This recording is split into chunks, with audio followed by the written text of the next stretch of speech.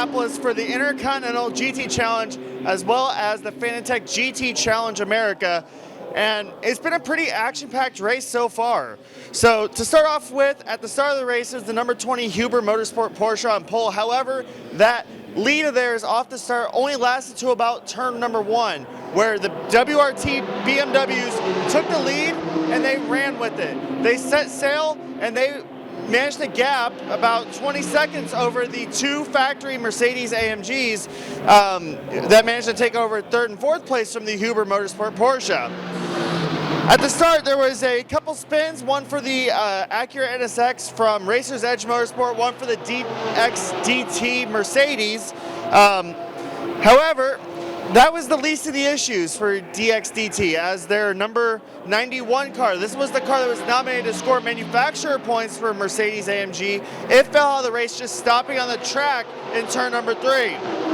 That triggered, so far, the one and only safety car period of the event. Now, during that, we saw a little bit of argy-bargy come to the forefront as the dominant team so far, Team WRT, has some close calls. There's been some incidents and contact between those 2 cars.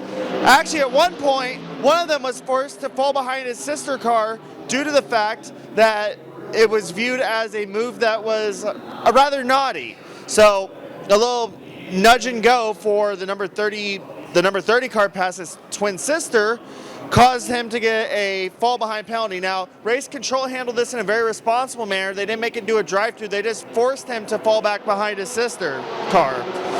So we had a transponder issue for one of the Mercedes, the number 27 car, and that pretty much ruled it out of the Pro-Am contention. However, in the Pro-Am competition, the number 120 Wright Motorsports Porsche has been battling it out for the last 2.5 hours with the number 04, the CrowdStrike Riley Motorsports Mercedes, and that is for a championship. Whichever car finishes in front of the other, they will be basically crowned the champion for the GT America Series this year.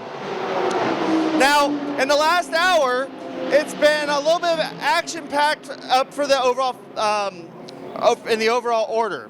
So obviously, WRT has set sail at the front with the 2 factory Mercedes, about 20 seconds behind or so. However, there's a drive-through penalty for the number 30 WRT team car for a drive time infringement. So that cost them a drive-through penalty, which dropped them to 4th. And actually, at the time, 5th behind one of the Wright Motorsport Porsches, the Pro car. And then, to make matters worse, the sister number 31 car had a slow puncture and had to make an extra pit stop. They're about half a stint off sequence. They're about 20, 25, 30 minutes off sequence from the rest of the front runners. So, and that's just within the last hour. So what that did is it put Mercedes in the lead of the race for the first time today. And actually, it was only the second time a non-WRT car was in the lead of the race as Bimmerworld took the lead off of the safety car by not pitting. So Mercedes had the lead here for a bit, and more recently, since the beginning of the 5th hour started to tick away, WRT has retaken the lead. Of course, Augusto Farfus, the 31 car, with that slow puncture, they did have the lead. However, now the number 30 car, after serving that drive-through penalty, they are now once again at the in the provisional lead in terms of the on-strategy cars, because they were able to get by the Group M Mercedes as well as the Craft Bamboo car. They sit 3rd and 4th as we run right now, but realistically they're 2nd and 3rd. Now, we'll talk about the standings as they ran at the hour number 4 mark. So the number 31 team WRT car was leading when we hit halfway. Now again, they are off strategy. Some 31 seconds in arrears of them is the number 77 Craft Bamboo Mercedes, followed by the number 999 Group M, that's the Manfilter car. And in 4th place, the number 30 WRT car.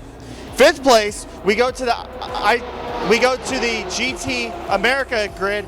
The number 45 Wright Motorsports car leads the way with another BMW not too far behind, the number 94 Bimmerworld BMW.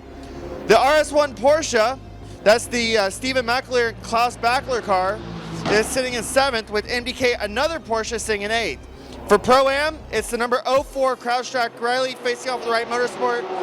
That position and that fight for the championship has been back and forth, it seems, every couple laps. Those two cars have been glued together for the last hour and a half. They currently sit 9 and 10. So, a beautiful, clear morning has evolved into a great afternoon. It's still cool, it's still windy, but we're going to get into the night here shortly. And the one thing is, the Porsches are hanging in there better than they have in years past. And the Porsche excels in that cooler nighttime hours. So it's going to be very interesting to see. Now that Wright Motorsport, the Pro number 45, it's hanging right there in 5th. Could they get past the Mercedes? Absolutely. It is a possibility. But can they get close enough to the BMWs? That's what's up for question. And can the Mercedes kind of reel those BMWs back in? That's an unknown as well. But right now, we still have another 3.5 hours of competition, 4 hours of competition to go. And soon we will start to see the sun fade off of the horizon out to the west there. And that's where the action is really going to heat up. So, let's see how this race plays out, and we will see you at the end.